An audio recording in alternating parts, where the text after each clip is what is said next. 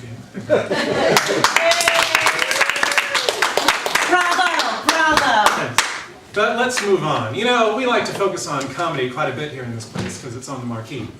But you know, a lot of people out there have real problems, and so we're going to try and redress the balance and address some of those problems here tonight. And we have three experts here. This expert is going to offer good advice to these problems. This expert is going to offer bad advice to the problems we get. And this expert's going to give the worst advice you can possibly give to this problem. And this is called good, bad, worst. And so, let's get the ball rolling. Let's get a dialogue going here. Let's get a little repartee. So what's any sort of problem, big problem, small problem, that you might be having at home? Anyway. Politics. How to pick a good wine. Hmm? How to pick a good How wine. to pick a good wine, okay. Yeah, well there's a lot of, some people are very knowledgeable about wines. Some people not so much, and we'll see which side of the coin we fall on tonight. So what's some good advice that someone might be given if they're looking for good wine? Oh my God, I love wine. I like when it's really, really sweet. So what you do first of all is when you decide what you're gonna eat, you gotta find something that, like if it's chicken, you're gonna have some white wine. And if it's red meat, you're gonna have some red wine. And then you look and see what's on special at Ralph's, and then that's what you buy, and you bring it home and you drink. Well, I've learned a lot already. Thank you very much. Thank you. Now, that was definitely some good advice. I'm wondering if there might be some bad advice that might be given to this question about wine. Sir, what you want to do is go to the store, select the red or the white area, and just start breaking bottles. And then the one that's left on the shelf, that's the one you take home. The one that you didn't break. Ooh, yeah, that was bad advice. I can't imagine advice being worse than that, but there may very well be some worse advice to be given to that. Maybe there might be something along those lines.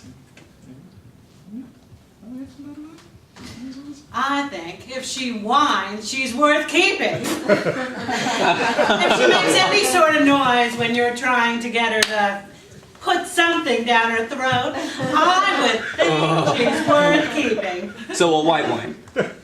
Or dark wine. Well, we all learned quite a bit from that. Let's have another problem. Incontinence. Incontinence. Oh, well, that's a big problem among the elderly and also, you know, people you see walking down the street every day. Drink too much wine. It's all connected. So what could be some good advice to the problem, the everyday problem of incontinence? Oh my God. Incontinence means that you have to go to the bathroom a lot and you don't quite make it to the toilet in time. So what I suggest is, first of all, you don't drink a lot of water. And second of all, there's always Depends. Now I know Depends are kind of skanky because they're like diapers for adults, but it will save you a lot in dry cleaning pills. Very good advice, yes. Yes. I'll remember that for later. So I'm wondering, what might some bad advice be to the incontinence question? Really, to be quite honest, I think you just let it go. Just let it just run down the leg. If anybody asks, you're walking your dog. What's that smell? Poochie. Well, that was definitely some bad advice. Yes.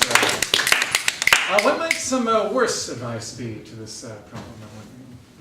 I take the 10 all the way across the incontinence highway. The 10 freeway goes all the way from Santa Monica to New York. It's the Christopher Columbus Incontinence Freeway. The 10. Oh, okay. Well, that's the route he took, so it is. Excellent. Well, let's continue on. Let's do one more problem that you might be having at work, possibly. What's a work problem you might be having? Money. Job. Finding a job. Well, you know, as if ripped from today's headlines. Finding a job. Unemployment sky high. What are you going to do about finding a job? Oh my God, trying to find a job is so hard. I know because I have been unemployed, but what I do is I go on Facebook, and I tell all my friends that I really need a job, and they spread the word and they tell their friends, and next thing you know, there's an opening and I go and interview for it. And then with any luck at all, I get the job. Ooh.